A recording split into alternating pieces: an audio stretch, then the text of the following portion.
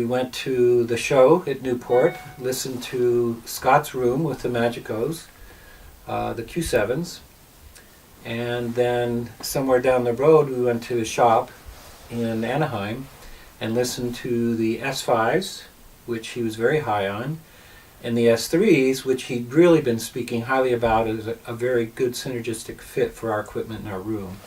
We absolutely fell in love with them. So we took delivery December, burned them in for about 350 hours, and we are just stunningly amazed at the quality of these speakers. They absolutely disappear. The depth of the soundstage, the breadth of it, top to bottom, absolutely stunning. The former speakers we had reported, the bass was strong, perhaps stronger, but more focused in a particular bandpass. The S3s are stunningly sharp and tight and deep, and much more musical across the full frequency of the lowers. You want to add something to that? Sure. One of the things, as Jeff was mentioning, as we kept improving the system, was that every step along the way we would say to ourselves and to Scott, there's no way this could get better. And every upgrade amazed us and our jaws would drop, and we kept not believing that it could be improved over and over again. And as Jeff mentioned, we finally got to the place where we had tweaked everything but the speakers, which is where we started this journey. And replacing those with the ones we had before was very much like taking the veil off of the music. We thought we had an astounding sound stage, sound system, everything about it, but when the S3s, particularly as they burned in, they got better and better over time. But it was just like there was an invisible veil that we didn't even know was there with the system we already thought was unbelievably good.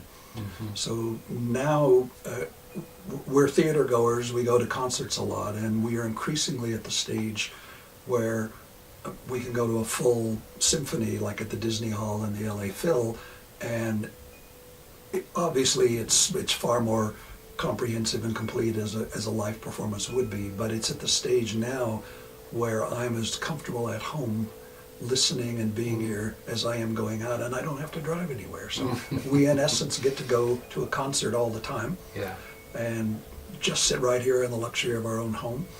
And we also have the S3s, of course, attached, so we do video and DVDs and movies as well, and they're part of an awesome system. So it's like going to a phenomenal theater that you'd pay $15-20 a seat for, and again, it's right here in our home. So I can't say enough about how exceptional the speakers are and what they've done for our system.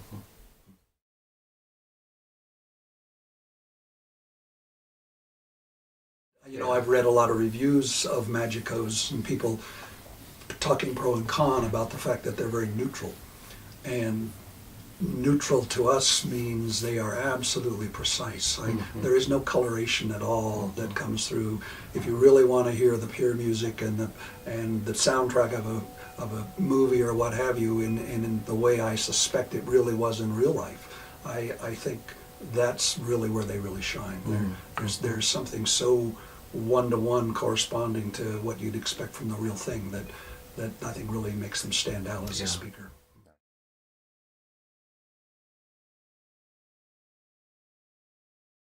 The way they position the musician in the soundstage is amazing, incredibly precise. You can pick out the different instruments, not only left to right, but front to back in a way that we've never been able to do. Even actually sitting live at the Disney Hall in the LA Phil, we don't quite hear it as discerned as we do here with these speakers.